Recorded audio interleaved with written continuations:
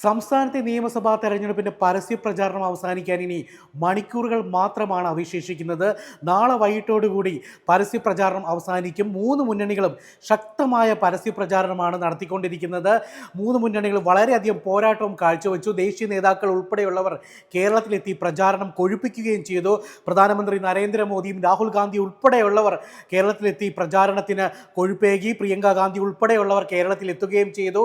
എന്തായാലും വലിയൊരു പോരാട്ടമാണ് മൂന്ന് മുന്നണികളും ഇത്തവണത്തെ പ്രചരണത്തിന് കൊഴുപ്പേകിയത്. എന്തായാലും അതോടൊപ്പം തന്നെ ശ്രദ്ധിക്കുമ്പോൾ എറണാകുളം ജില്ല പരിശോധിക്കുകയാണ്. ഇവിടെ LDFിന്റെ ഷുവർ സീറ്റായ കളമശ്ശേരി മണ്ഡലത്തിൽ നിലവിലെ വ്യവസായ മന്ത്രിയായ P രാജീവ് തന്നെയാണ് വീണ്ടും അംഗത്തിന് ഇറങ്ങുന്നത്.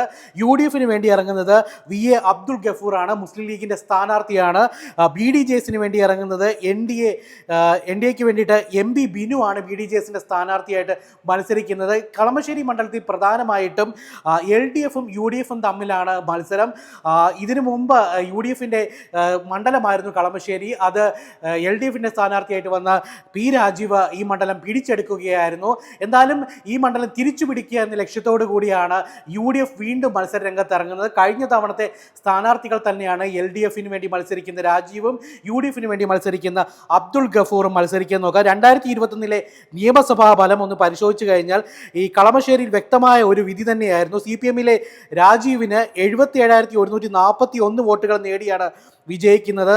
അന്ന് VA അബ്ദുൾ ഗഫൂറിന് ലഭിച്ചത് അന്ന് പരാജയപ്പെടുത്തിയത്. അബ്ദുൾ ഗഫൂറിന് അന്ന് ലഭിച്ച വോട്ടുകൾ 61,805 വോട്ടുകളാണ് ലഭിച്ചത്.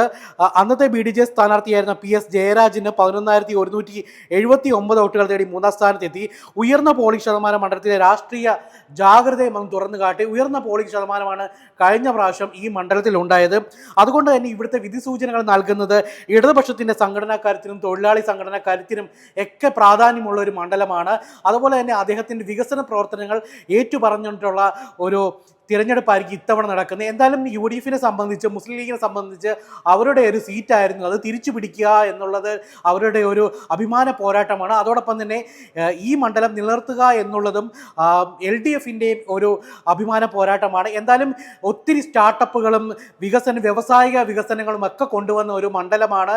അതുപോലെ അത്തരത്തിൽ വികസനങ്ങൾ എത്തുകയും നഗരം കേന്ദ്രീകരിച്ചുള്ള വികസനങ്ങൾ ഉൾപ്പെടെ നടന്നിട്ടുള്ള ഒരു മണ്ഡലമാണ്. അതുകൊണ്ട് തന്നെ LDFിന് ഒരു ഷുവറാണ് ഈ സീറ്റ് എന്നുള്ള കാര്യത്തിൽ. LDFിന് മറ്റൊരു ചിന്തയില്ല.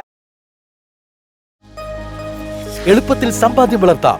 ഇന്ന് തന്നെ മൈഫിൻ TV ആപ്പ് ഡൗൺലോഡ് ചെയ്യൂ.